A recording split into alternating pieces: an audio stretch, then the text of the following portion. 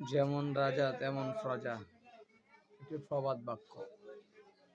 রাজা যেমন হয় প্রজাও তেমন হয়। রাজা যদি খারাপ হয় প্রজাও খারাপ হয়। রাজার খারাপের প্রভাব, বৎস্বভাবের প্রভাব প্রজাদের উপর পতিত হয়। নেতা যদি খারাপ হয় নেতার অনুসারীরাও খারাপ হয়। নেতা যেমন তার অনুসারীরাও তেমন হয়। এই জন্য অনুসারী দেখলে নেতাকে চেনা যায়, নেতা দেখলে অনুসারী বোঝা যায়। একটি প্রবাদ বাক্য আছে আরবিতে, আন্নাসু আলা দীনি মুলুকিহিম। মানুষ তার মুলুক, তার বাদশার অনুসরণ করে। বাদশা যেমন প্রজারাও তেমন হয়ে যায়। বাদশার কার্যকলাপগুলো যখন সমাজে প্রচারিত হয় তখন মানুষ অনেক ক্ষেত্রে বাধ্য হয়ে সেগুলো মানতে মানতে তার আকলনও সেরকম হয়ে যায়, একসময় তারাও সেরকম হয়ে যায়।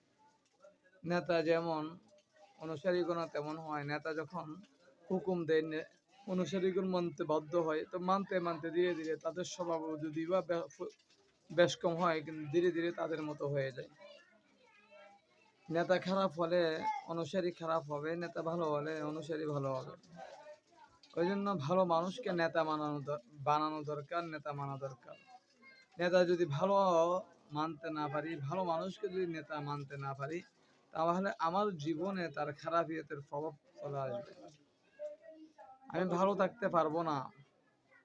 আমি ভালো থাকতে হলে আমার নেতা ভালো হতে হবে। এই জন্য নেতা বাছাই করা, নেতাকে বাছাই করা।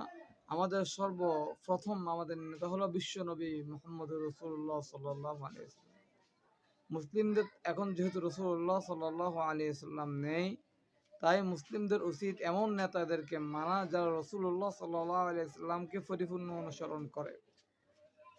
যদি সে এমন নেতাকে না মানে তাহলে তার জীবনে অনিসলামিক কাজগুলো চলে আসবে, সে গোমরাহ হয়ে যাবে, পথভ্রষ্ট হয়ে যাবে, সে নানা রকম অন্যায় কাজে লিপ্ত হয়ে যাবে।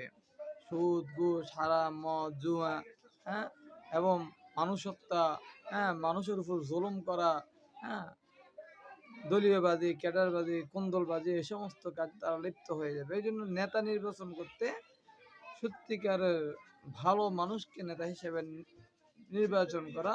এই নির্বাচনের চাবিকাঠি হবে কোরআন এবং হাদিস। যে ব্যক্তি কোরআন এবং হাদিসকে অনুসরণ করে তাকে আমি নেতা মানবো। কোরআন আর হাদিসকে অনুসরণ না করলে আমি নেতা মানবো না।